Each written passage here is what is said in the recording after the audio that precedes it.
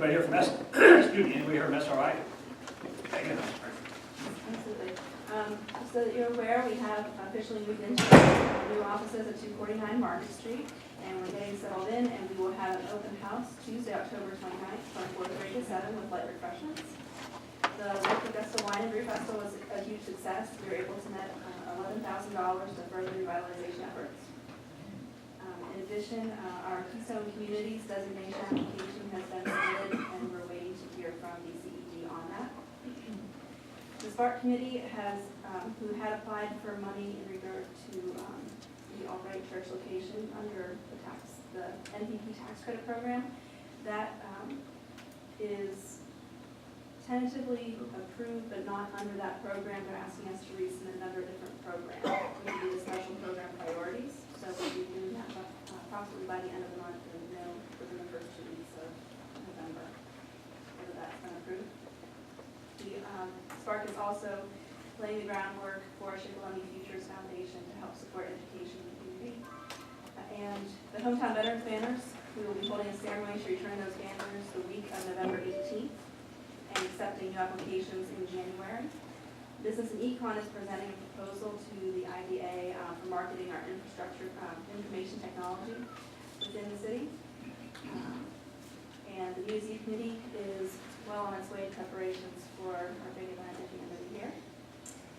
And the Hill neighborhood, the East End Host Company will be hosting an open house Wednesday, October 16th from 6 to 8, where there will be fire safety tips for the families. And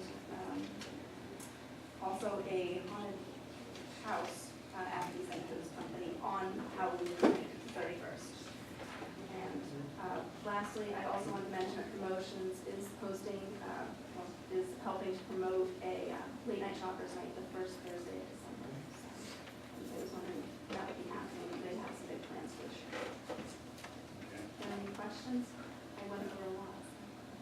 Hey Megan, I talked to the chief and the mayor with that parking situation in the streets. We're going to change all meter streets from 3 to 7. Okay. So I think that'll help any future business coming in or anything else opens up. So Okay. 3 to 7, we're just going to block up 2.3 on all meter streets in the business district. Okay? Thank you very much. Redevelopment Authority update. Katie? All right. The thing we have this evening for the redevelopment authority, as you know, the redevelopment authority has been passed by the city with carrying out the CDBG funded demolition program.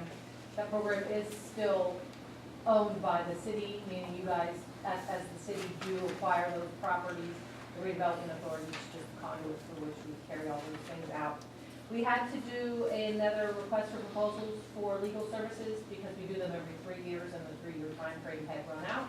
We did do a request for proposals and got one proposal from Applebaum's firm for that. The price that they gave us for the legal services for acquisition for these projects stayed the same at $3,300 each, and then additional services at $150 an hour, which is the same again as it was in the past. So tonight I'm here to recommend that the city council approve the agreement with Applebaum for legal services related to acquisition, demolition, and disposal of CDBG funded demolition project property. Make that motion. Second? Second. Bartello, No. Troop, Yes. Heister, Yes. Persing, Yes. Snyder. Yes. We're going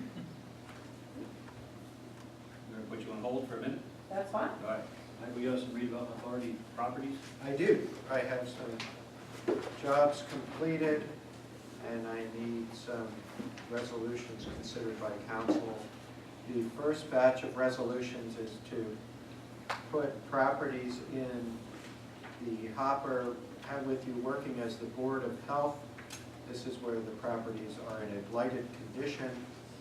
I'll read the addresses to you. 237 Pine Street, 152 Bainbridge Street, 416 South 4th Street, 416 North 2nd Street, 245 Chestnut Street, 1036-1038 Vine Street, 613 Catawissa Avenue, 217-219 North 12th Street, 420 Chestnut Street, 422 Chestnut Street.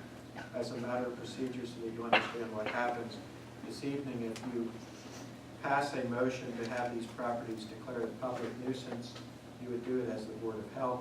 The code officer would then post the property with these notices. The property owner has 10 days to do something about it.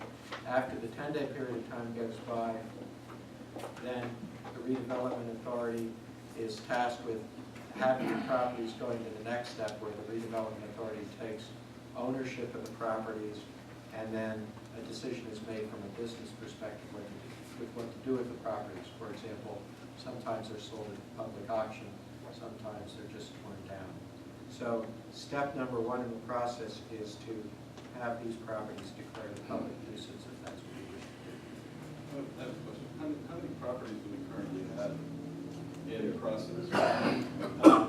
I'll give you that exact number, but I do know that from the beginning of the process through today, we have successfully acquired title to 25 properties. But as far as how many are currently in the hopper, I can't tell you, Joe, because some have sold since the time that they were acquired. And then these particular ones were put on the verge of the hopper by who? Who looked at them and said they were blighted? The redevelopment authority has done that following a recommendation from the code office. In the code office? Yep. No contract with it? No, but if you ever want to go for a ride and you want to give suggestions to the redevelopment authority. I was just wondering somebody confident. Well, I would describe them as common. Gary Wolf's on it, he's an architect. Well, that's what I'm asking, that's what I was asking. We have a banker from Jeff Balestrini, who's on the group, but feel free to look at it. I think they're a complete group. So that's the list. Do you need me to read them again? No, I'll make a motion in a second. Second. Troop, Yes. Ister, Persing, Yes. Snyder, Yes. Bartella, No. I have a question. What do you consider, what is the criteria for nuisance? These are abandoned property. These are properties that have been sitting empty for years and years and years. So somebody just up and left them, Yes. or? They all have huge debt on them. That's why we need to go through the legal system to get them. Some of these properties have $80,000, $100,000 debts on them that are going to sit there to the day for 100 years if we don't do something about it. Okay, so like